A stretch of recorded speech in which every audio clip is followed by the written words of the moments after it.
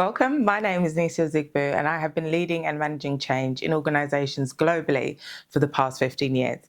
Today, we're focusing on one of the most overlooked but essential parts of organizational change: defining the change clearly, early, and in context. This is not about writing a one-line vision statement.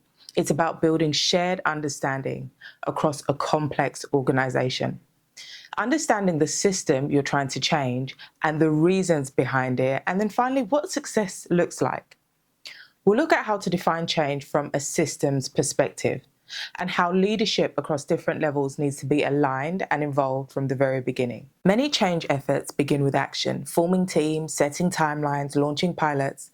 But when the underlying change is not clearly defined, the system reacts with confusion, delay, and resistance. Energy gets completely scattered, activity increases, but progress stalls. Very quickly, people start asking fundamental questions. What exactly are we doing here? Why now? Who decided this? And most importantly, what does it mean for me, for my team, or for my function? If those questions aren't answered early and answered consistently across the organization, you lose alignment, you lose trust, and you lose momentum. Without a clear shared definition, the change becomes noise, or even worse, a perceived threat.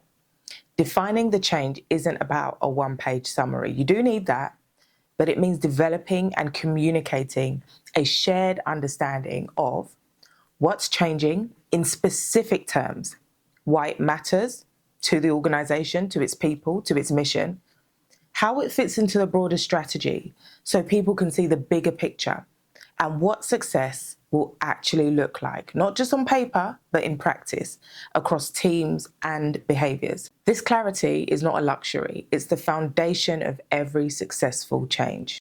So now let's look at the role of leaders and change managers. Senior leaders set the direction, but change managers help shape how that direction is understood, integrated, and implemented across the entire organization.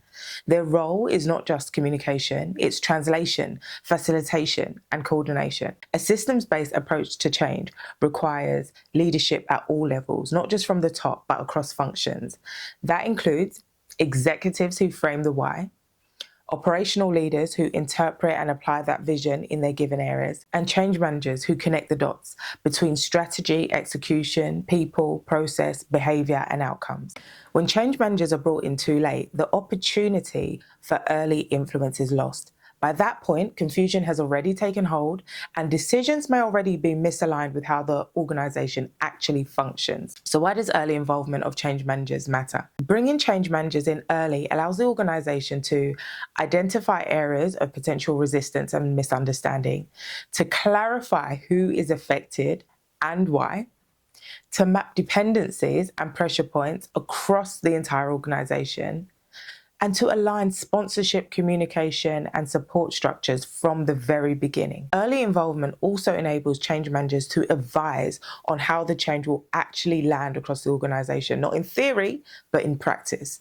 They can help shape the realistic definitions of success, grounded in the way people actually work, relate, and make decisions.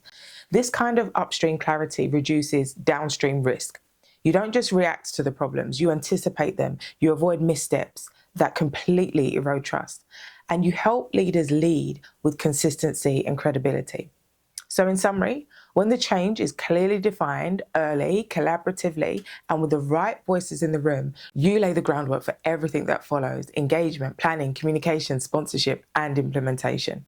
A well-defined change becomes a shared frame of reference. It helps people navigate complexity, adapt their thinking, and contribute meaningfully to the many transitions ahead.